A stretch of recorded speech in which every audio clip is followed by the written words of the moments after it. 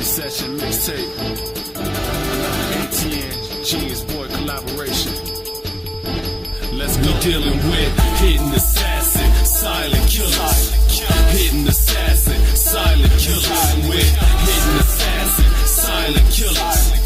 Government sponsored, corporate funded drug dealers. With hidden assassin, silent killers. Hidden assassin, silent killers. With hidden assassin, silent killers. Government sponsored, corporate funded drug dealers.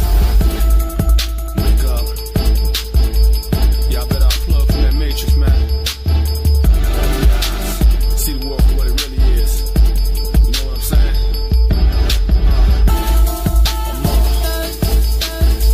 Genius Boy beat. Israel, stand up. Nazarene. Praise Yah for life. Praise Yah for life.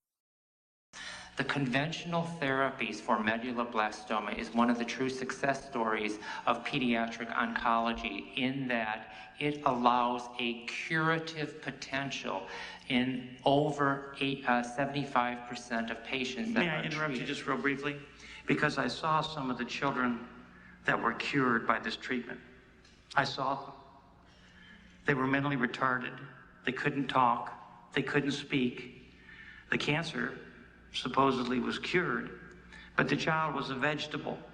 Now, I'm not sure that that's what those parents envisioned when they went through the conventional treatment. This is Thomas using alternative therapy, and this is Lynn, conventional therapy, 2 months worth. Which would you choose? Who decides? You have to admit that this is a cesspool.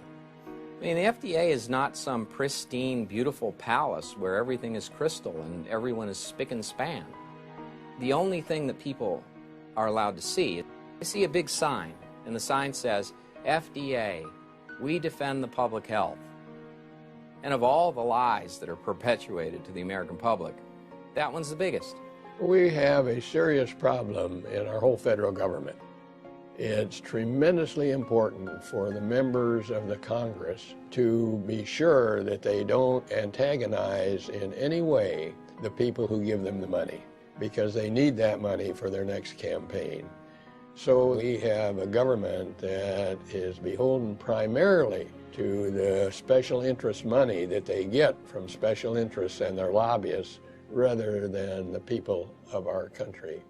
And the industry that spends the most money on lobbying of any is the pharmaceutical industry. And it's money that pushes the whole system, so that it's the money that the pharmaceutical companies give in political contributions to members of Congress. And it is the movement of people from the pharmaceutical industry to the FDA and back and forth, where it's the money that these people make that moves the system. So it's not the individuals, it's the system that corrupts the whole thing. Our home was in Tucson, and when Donna and I made the decision that there was going to be no radiation or chemo used on Thomas, the doctor decided to start hounding us. As a result, he told our attorney that because we had chosen not to speak to him directly and not to go with conventional therapy, that it left him no choice but to file charges against us with Child Protective Services for medical neglect, child abuse, and child neglect, which he did.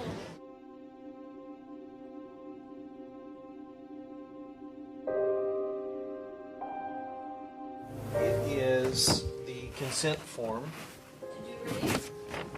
to do radiation that we did at the University Medical Center. And when we initially did it, the doctor filled everything out, and then he went on to explain that possible side effects would be hair loss, skin redness, fatigue, nausea, vomiting, and loose BMs. And that's where he stopped. He said, go ahead and sign it. And I thought, well, gosh, if that's all we're dealing with, maybe it's not as bad as I thought. So I had signed it, and he left the room. About 10 minutes later, he came back and said, oh, by the way, Dad, I forgot. And he took it out of my hand and put it with the others and put the carbons back. He says, He'll also have fluid in the middle ear, hearing loss, hypothyroidism, spinal growth deficit, possible loss of IQ, memory loss, secondary tumors, hypopituitarism, low-level hormones, and radiation necrosis, which is where the brain turns hard. And that's when I knew we were in trouble. If your child was dying of cancer, wouldn't you want the best treatment available? I want to know why my husband was put through 6 cycles of chemotherapy, and we were told up front it probably would have no effect. The biggest cover-up in the cancer industry is that the industry is based on wealth, not health. In this matter of life and death, some say the federal government is making matters worse, much worse. And here you are pleading for the life of a person, and they're talking about the integrity of their bureaucratic process. The couple's battle for alternative treatment is at the center of a national debate over medical freedom of choice. These guys are part of a club, and believe me, that club has nothing to do with protecting the American people. Why are people terrified when they hear the word cancer? Because they know it doesn't work. They know that what we're doing in this country and in the Western world doesn't work. Since the war on cancer began in 1971, more than 14,800,000 Americans have died from some form of the disease. 1,500 die every day. That's 565,000 men, women, and children in 2009 alone. More people will die from cancer in this country in the next 3 years than all the American soldiers who died fighting since the American Revolution. From 1920 to the present time, we have made little or no progress in the treatment of adult cancers. So a person who gets prostate cancer or breast cancer today will live as long as a person who got it in 1920. No big change.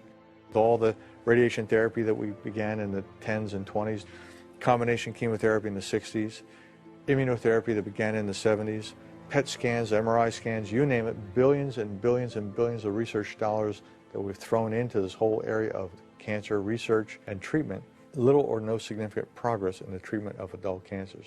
Nothing we've done in a century has substantially reduced the death rate of various cancers relative to the population density. We are a total failure. Standard of care simply means we've used this for decades unopposed, and no one's opposed us because we've imprisoned them. And anyone that dares speak against us, we throw in jail. And they will also threaten to take all your children away and then bargain with you and say, okay, we will give you back these other children if you just let us have this one and treat them. And what are you supposed to do as a parent? We've had, since 1971, a very long period of time to see that the current methods of doing things are not working. Chemotherapy has long ago reached its limits.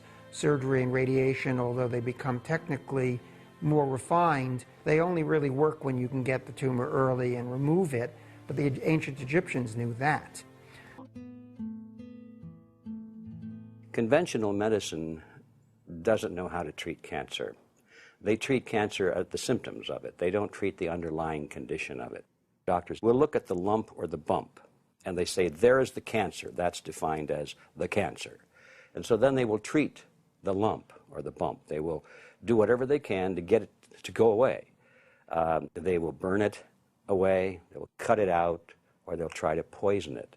And if they can succeed in getting rid of that lump or bump, then they say, aha, we got rid of the cancer. With a person on chemotherapy, the idea is, well, we're going to kill the cancer cells just before we kill the patient. And if we can draw that fine line, then we're successful. So in my view, this is primitive medicine. I think someday people will look back at this period of history and they'll laugh at it, just the way we look back at the way they used to bleed patients.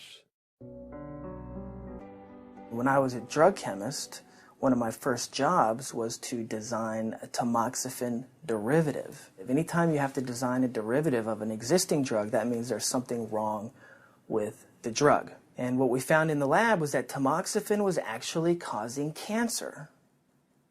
The chemists that I was working with, my superiors, etc., just said, you know, it's $1 billion industry and tamoxifan's not coming off the market. And if we can design a safer derivative, great. But if we can't, tamoxifan's going to remain on the market.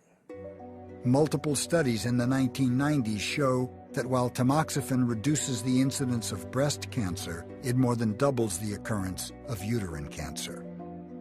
You have doctors spending 3 years learning how to do chemotherapy and radiation. You have specialist radio-oncology. You have cancer surgeons. You have cancer oncology. So you have this entire industry built on the paradigm of purging the body. Even though we find that that doesn't work, that industry is not going to just pack up and go away. Chemotherapy and radiation therapy are nonspecific. They kill anything in its way. The reason why people lose their hair, the reason why people get nauseated and vomit is because chemotherapy kills any actively dividing cell, so irrespective of normal or not.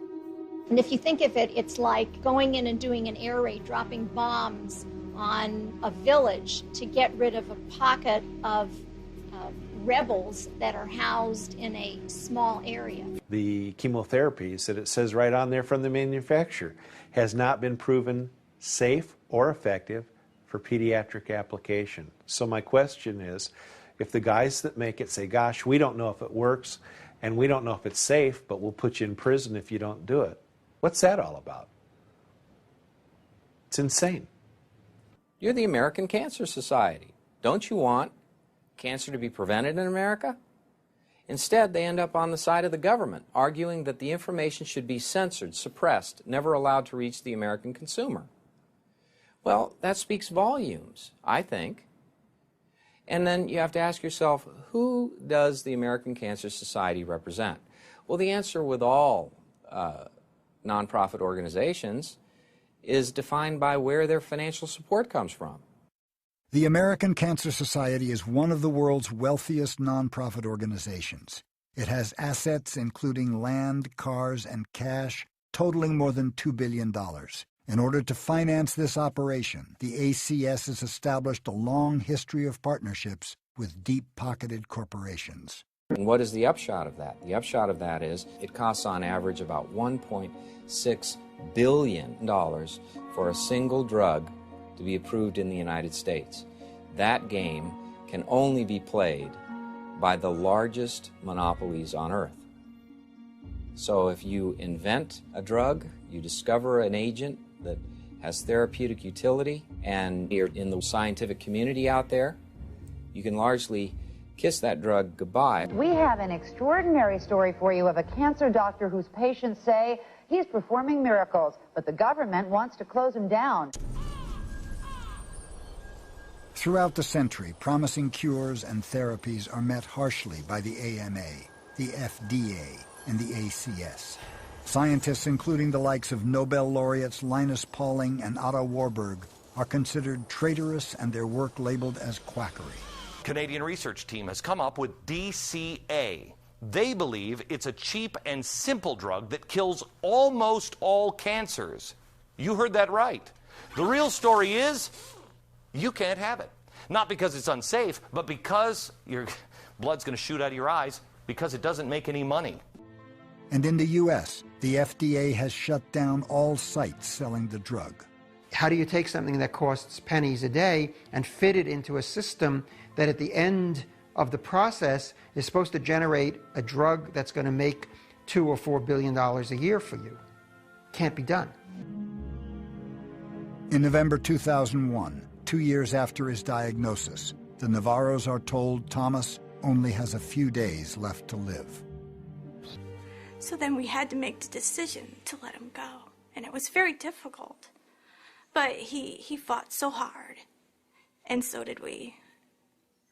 And his death certificate reads, respiratory arrest due to chronic toxicity of chemotherapy. That says it all. Yeah. It says it all.